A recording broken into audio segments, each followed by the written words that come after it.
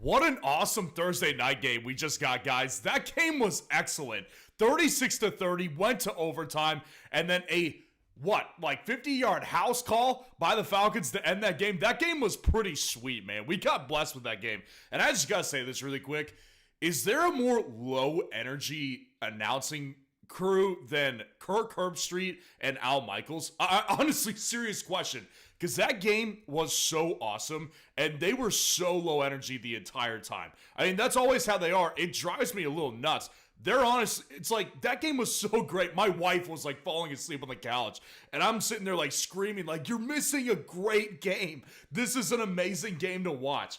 And so, obviously, there's a lot of fantasy football stuff to break down there. So make sure to go down there, drop a like on the video, and subscribe to the channel to show your support as we break down the Thursday night game and what it means for fantasy, because, man, that game was pass heavy. That was lots of passing, lots of great receiving options there in this game, and I got to say, this was awesome to watch. So, obviously, let's start out with the Bucs side of the ball.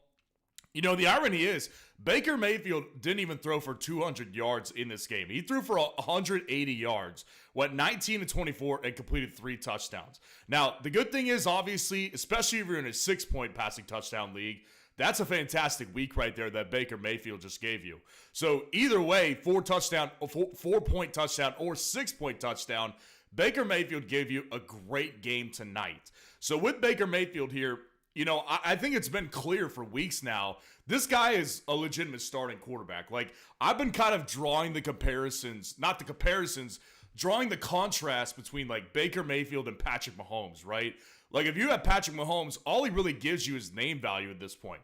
But Baker Mayfield is, like, actually producing high-quality games in fantasy football right now. So, this was a great Baker Mayfield performance right here. And I've got Bucky Irving on my mind, so we'll get to him just right now. Because like I said earlier, this was definitely a passing game that we just saw. Rachaad White and Bucky Irving still split the snaps. So my prediction tonight did not come true. I apologize for all the people that I told to start Bucky Irving tonight. Because Bucky, like, either way, he wasn't coming out with a good game. He had 9 carries for 44 yards and 2 catches for 12 yards. And he actually ended up fumbling too. So, you know, he lost that fumble too. So that's -2 points. So you ended up with like a couple fantasy points out of Bucky Irving. Now, with that being said, I'll give some silver lining here. He did average 4.9 yards per carry. Now, Rachaad White ends up with more yards in this game. He had 10 carries, 72 yards. So that's an average of 7.2 yards per carry. But he had 3 catches for -6 yards. And really, here's the reality. If you watch that game, I think it was late second quarter, mid second quarter, where Rachaad White, he had like a massive hole. The defense parted like the Red Sea, and Rachaad White just had an open lane to run through, and it was like, okay, if you take out that one run, what was that, like 40 yards or something like that? You take out that one run, like, it still has been basically about what he's been averaging on the normal end. So with Rachaad White and Bucky Irving, I think that they both showed good spots tonight. But Bucky Irving definitely did not help his case tonight with that fumble. So with Bucky Irving, you know, moving forward, I know it doesn't help tonight for those of you who did play Bucky Irving. And it sucks, but moving forward, I'll have to be more critical of him and Rachaad White. Because the reality is, like, the Bucs are just a great passing offense right now. Chris Godwin led the team in receiving yards with 5 catches for 64 yards. Now, obviously, he doesn't take the headlines tonight, but that's still a really good game. And he actually had, I think, 8 or 9 targets again in this game. So Chris Godwin maintains normal involvement, and one of these weeks he will get in the end zone. But the reason I prefer Mike Evans always in this offense is because 5 catches for 62 yards and 2 touchdowns. And not to mention his 100th touchdown of his entire career. So obviously Mike Evans here, he's putting together a Hall of Fame career. Like, this is a guy who is finishing off a Hall of Fame career, and he's just actively building that Hall of Fame resume at this point. So I always say this about Mike Evans. He's done the impossible in the sense of, like, he's made touchdowns he's made touchdowns a relatively normal thing. Like, that you can count on in fantasy football. So Mike Evans 2 times in the end zone tonight, And I think he only had like 6 or 7 targets or something like that. Like, Baker's perfect every time he throws to Mike Evans. So this is something that I'm really happy to see, because before the year, I really didn't know if we were going to see this continue between Baker and Mike Evans, because I thought that, without Dave Canales, I thought that this is going to be, it's going to be harder to maintain this production. Well, they've done exactly that. And Mike Evans looks like a beast still, because he is a beast. And if you have Mike Evans, like, there's really not a scenario I can justify sitting Mike Evans, to be completely honest with you. Cade Otton actually ended up having an okay game at the tight end position. 3 catches for 44 yards. Had another couple targets as well. So it looks like Cade Otton might start getting involved in that offense. And especially right now with the Bucs, what you have to consider is they've lost a lot of receivers. They've lost a lot of everybody. Their defense was getting ravaged by injuries tonight. But Cade Otton is kind of, I think, benefiting without Jalen McMillan there. Without, I don't remember the other guy's name that went down early in the game. They had to end up using Sterling Shepard. He got in the end zone too. Like, he had a touchdown catch in this game. And Sterling Shepard was a teammate of Baker Mayfield's back in Oklahoma. So we threw it back to 2016. That's what basically we did. So Sterling Shepard gets in the end zone. But Cade Otton, I would say for the time being, is actually a relatively decent tight end option moving forward. Now, moving over to the Falcons side of the ball here. Kirk Cousins goes off. He goes off. Over 500 yards passing. 4 touchdowns, an interception. That's going to be the best fantasy performance of a quarterback. I don't know how he gets beat. Even if Jaden Daniels runs for a bunch of yards. That's going to be really hard to beat. Is 509 passing yards for 4 touchdowns. He went 42 of 58. He threw 58 balls tonight. Man, it was honestly crazy watching that game. The Bucs defense, they were already ravaged with injuries, especially in the secondary coming into that game. And then, I swear, watching that game, it was every couple plays, there would just be another Bucs defender down. It was in the secondary, it was on the D-line, it was in the linebacking. It was just everywhere. Bucs players were just dropping like flies defensively. So I think, honestly, it became easier and easier for Kirk to have a good game as the game went on. I think it just became a lot easier for him to just continue to shred that defense, because guys just kept going down like flies. So it's really interesting to watch as Kirk Cousins continues to gel with this offense, because he's starting to look legit, man. He is starting to look totally legit, and he's making his receiver options great, and we'll get to those guys in a minute here. But I want to touch on Bijan Robinson really quick. Bijan Robinson is the only one really who misses out on a great fantasy game on the Atlanta side of the ball. Into this game, I ranked Bijan Robinson, I think, as the 12th or 13th running back on my running back rankings list. I don't know. You guys go back and watch that video. My whole point on it was, listen, Bijan Robinson has simply just not been very good in fantasy. He's not been bad. And tonight, it wasn't technically horrible, but from a first-round pick, you are expecting so much more than what he's giving you. 12 carries for 61 yards on the ground, and he gave you 3 catches for 16 yards. It's just not moving the needle. As a first-round pick, we need so much more than what we're getting from Bijan Robinson. And listen, Algier had 6 carries for 12 yards. That's not his biggest problem right now. Bijan's biggest problem is he doesn't look quite as explosive as I remembered he did. Honestly, it's time to have a real conversation about Bijan Robinson at this point. Because Bijan Robinson comes into this game, and again, the more that the Bucs defense dropped like flies, it's you should have an easier time finding holes. And there were several times tonight where Bijan was missing holes. Watching that game, I was thinking to myself, does he just not see? I remember there was a play he was running, I think, to the left or right side of the field, and it was he really just needs to look, and he would have seen if he just cut back, he would have had a 20-yard gain, and he just didn't see it. And I was just thinking, man, is there a vision issue with Bijan Robinson? I mean, it kind of looks like it, honestly. He's still talented enough to average 5.1 yards per carry like he did tonight. But I got to tell you, I'm worried for Bijan Robinson. Like, he really is a concern to me. He is just not hitting holes, and he is not breaking out like we should see. Like from Jahmyr Gibbs, for an example, like another second-year running back. He looks fantastic. Bijan does not. Bijan looks pretty mid, if we're being honest with ourselves. So with Bijan Robinson, I'm not saying to bench this guy and to just like exile him into your bench, but I will say, like, I'm really close to hitting a panic button on Bijan Robinson personally. I really am close to that. And then here we go. The receiving options in Atlanta were excellent tonight. I mean, first of all, let me just start out with saying Drake London was fantastic tonight.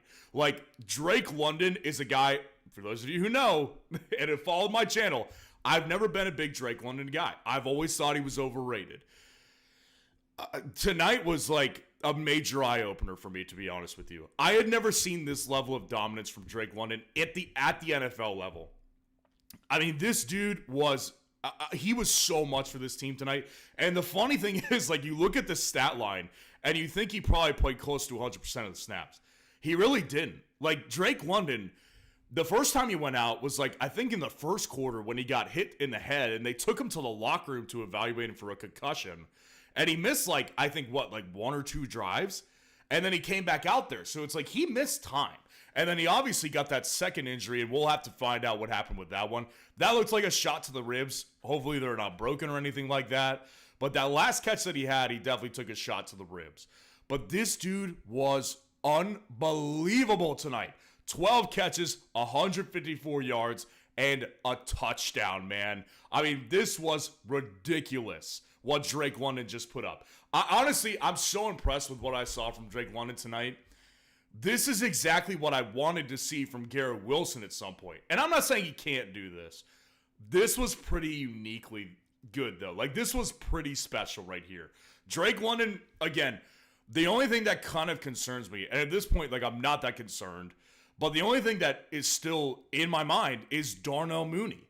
Darnell Mooney, when the play breaks down, and even he has schemed plays for him, he is the guy that Kirk looks to whenever he's a play doesn't go right. Like, Darnell Mooney's pretty much always open, and Kirk seems to like to find him.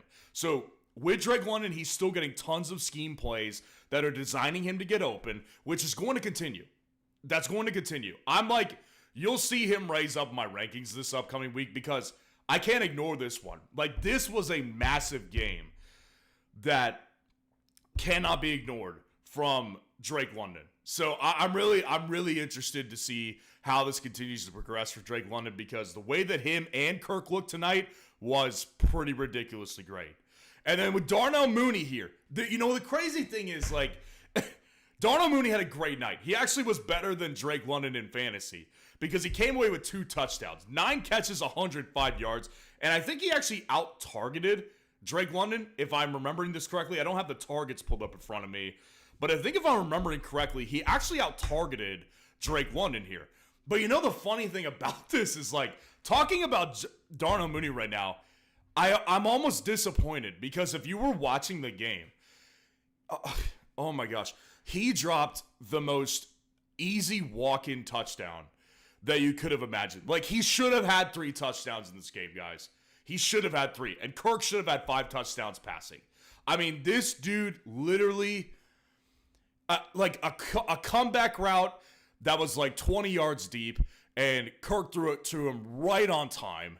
And Mooney he dropped that corner. I don't remember his name. He dropped him, though.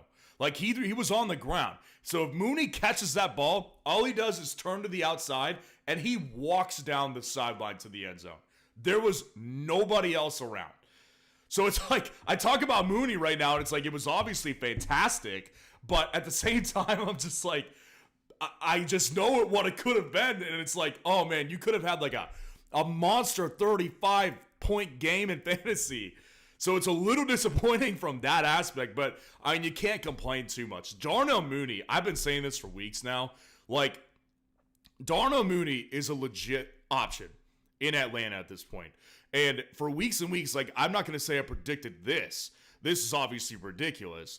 But there have been multiple games this year where Mooney has outproduced London. So that's the concern I have with London at this point, is how much does Darnell Mooney eat away in the future games? Because Kirk's not throwing for 500 plus again. Like, this was a ridiculous game. And it was excellent. It was fantastic. But if you actually break it down, the Bucs defense was ravaged by injuries. It wasn't just their secondary. It was their D-line. It was their linebacking crew.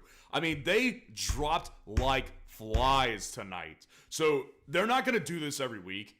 And so my ultimate concern with London moving forward is, with Mooney, how many more games is London going to have this level of dominance? That's the only thing I say. But obviously, if you started both these receivers tonight, you came out really pretty. And I think moving forward, London's definitely going up in my rankings. Mooney's going to get a bump up, but ultimately, I still do think London is the wide receiver one here. Kyle Pitts. Let's talk about Kyle Pitts. Because Kyle Pitts, before the game, I was addressing a couple questions on this one, and I don't think I told anybody to sit Pitts tonight. And I'm happy because Pitts, like, obviously, tight ends, like, you have to lower your expectations. He didn't have a Drake London or Darnell Mooney game, but he had 7 catches for 88 yards. And the first catch that he had, it was like 30 yards down the field, and Kirk found him wide open, like, split the safety in the corner close to the middle of the field. And it was like, dude, like, off to a good start. And then he just kept getting schemed plays for him.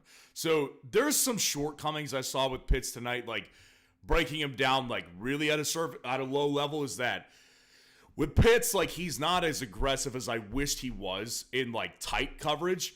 What you really have to use him as is more of a wideout. Like, you need to get him into space and let him do his work because he's very athletic.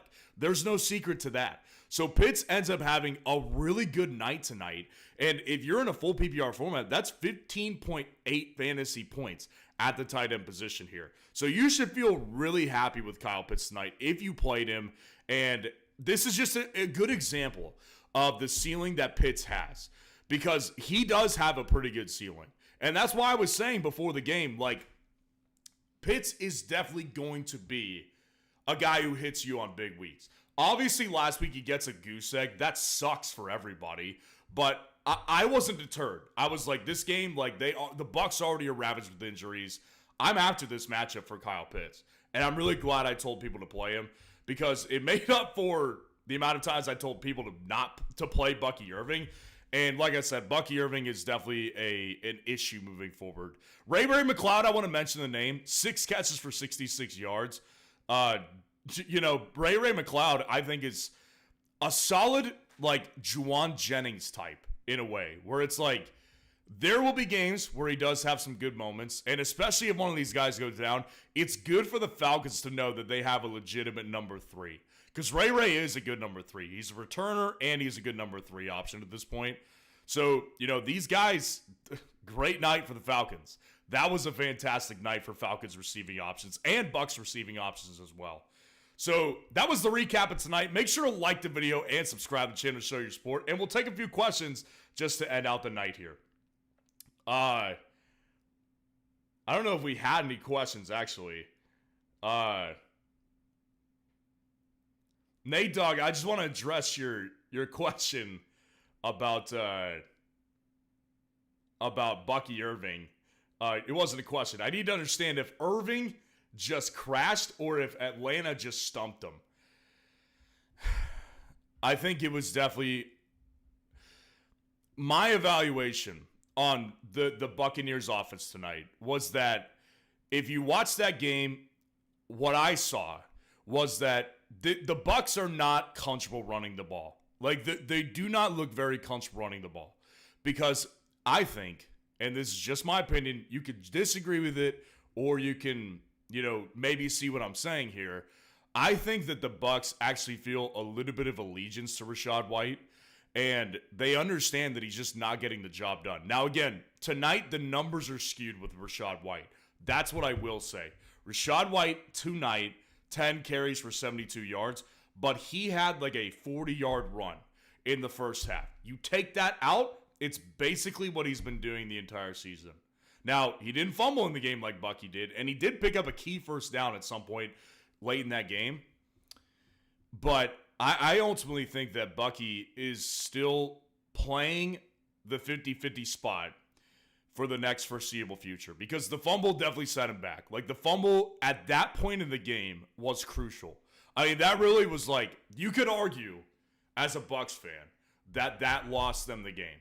When he fumbled, that was a major turning point in that game. Like, honestly, I thought at that point that we were about to see the Bucs just win this game. And I think it was after they picked off Kirk Cousins on 4th down.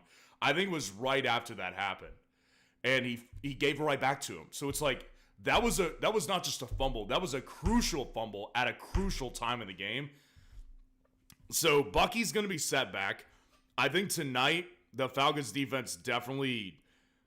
It's not even that the Falcons defense was great. I just simply do not think the Bucs are very comfortable running the ball. So, honestly, either way, whether you prefer Bucky or Rachaad White at this point, it's kind of like either one of them is going to have a lower ceiling for me. Because watching this game, like, I just realized, like, they just do not look very comfortable running this ball. Like, it's the run is definitely playing on off the pass, not the other way around. And Falcons look very similar, to be honest with you.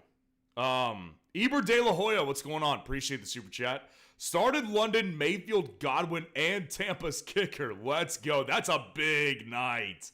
That is a big night tonight. So, I mean, all those guys combined, what do they give you? Like, London gave you close to 30. Mayfield gave you like 25. So that's like 55. Godwin gave you, 9? So that's like 64. And what did McLaughlin do tonight? Let's see. I know McLaughlin was really active. He hit 2 50-yard bombs. Let's see what he did tonight as far as fantasy points. Chase McLaughlin. 11? No, he had more than that. He had quite a bit. Yeah, I haven't seen it loaded up yet, but he had quite a bit tonight. Yeah, that's a great start to the week right there. This was such a fantasy friendly week, and again, I said it earlier in the broadcast in the live stream. If you didn't pick up on this one, is there a more lame and just low energy group than Al Michaels and Kirk Herbstreit? I mean, those dudes literally put my wife to sleep. And I'm just screaming like, this is a great game. You don't know what you're missing.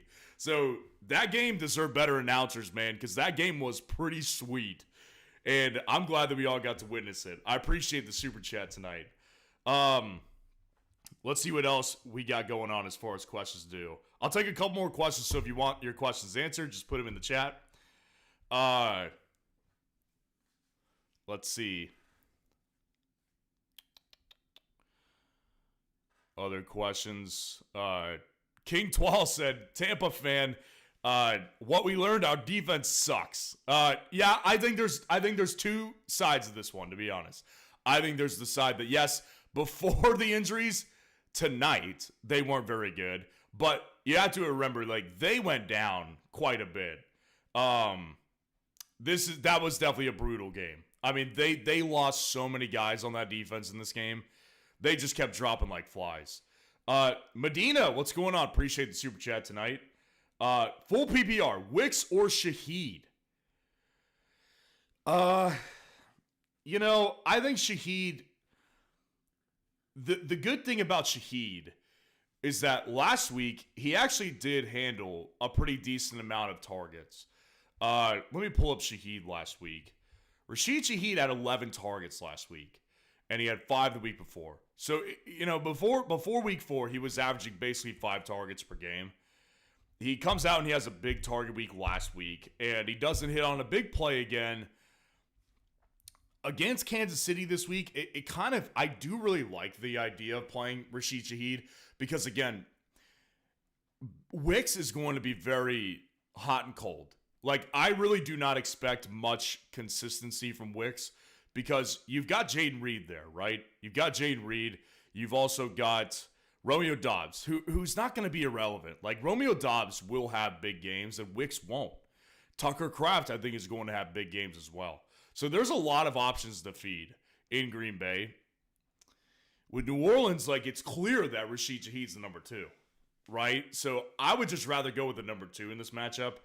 I'd go Shaheed. Yeah, I would personally go with Rashid Shaheed. Appreciate the super chat tonight. We'll take a couple more. Let's see what we've got going on here.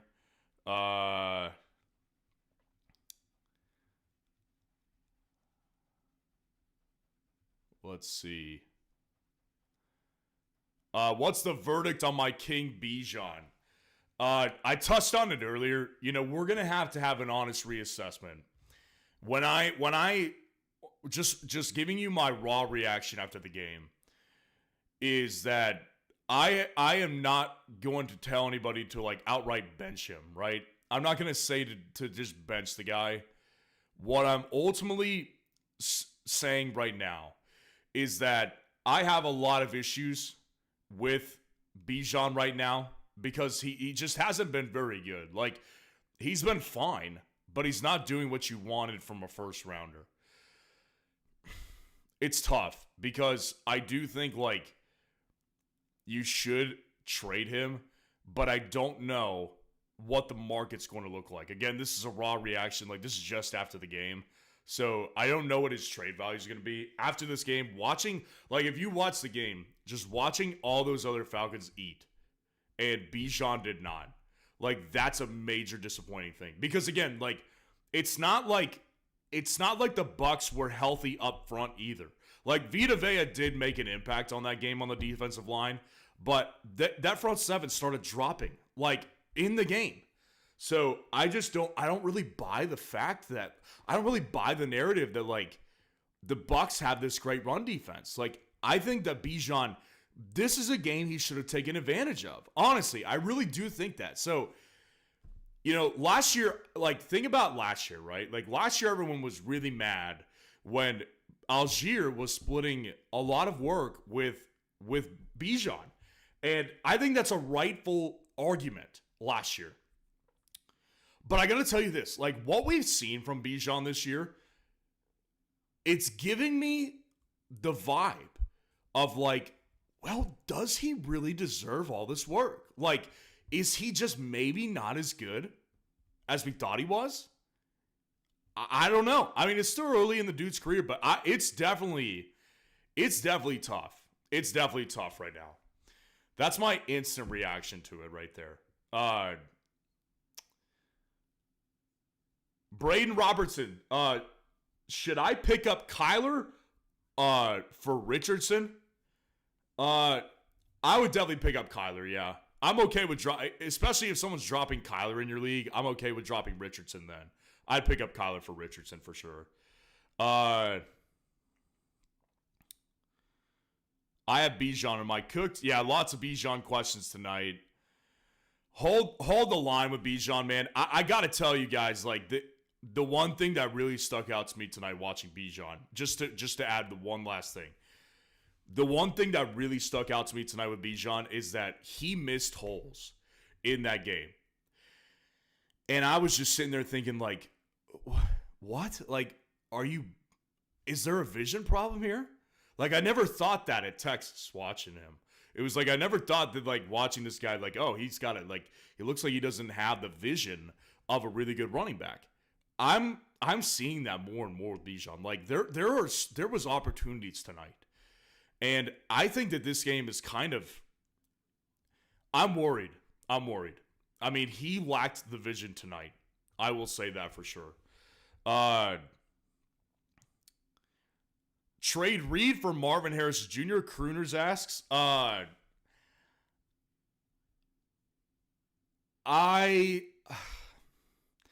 They're so close to me, I probably wouldn't. If you watched my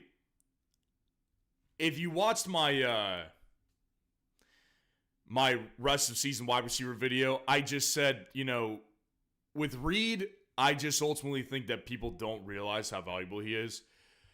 And I would personally rather keep Reed. Like, I mean, obviously Marvin's a great player to have as well, but I just prefer Reed. I prefer the ceiling of Reed. I think the ceiling of Reed is ridiculously high, as we've seen with 2 games of Jordan Love.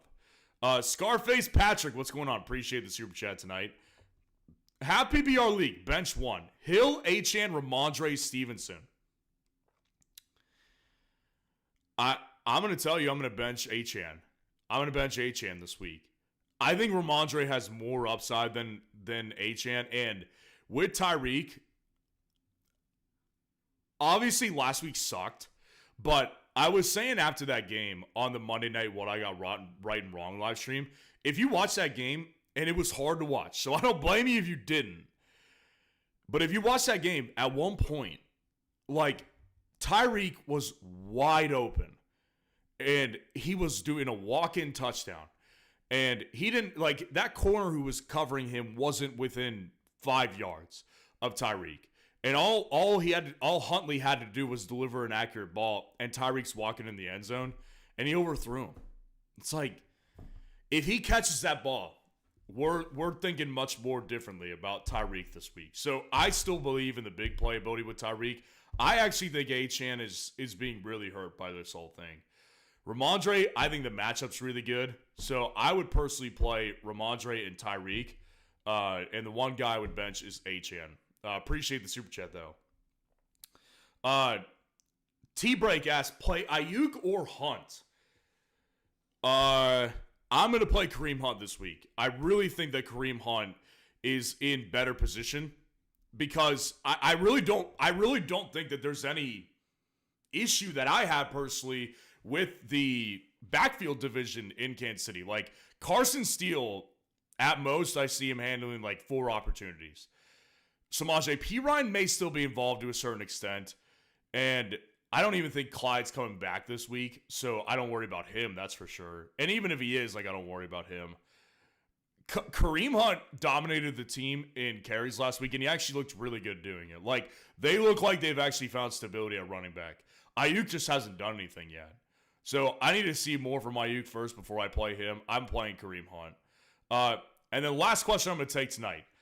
Logan Land, start Shaheed or Ayuk? I will start Ayuk. Yeah, I'll start Ayuk.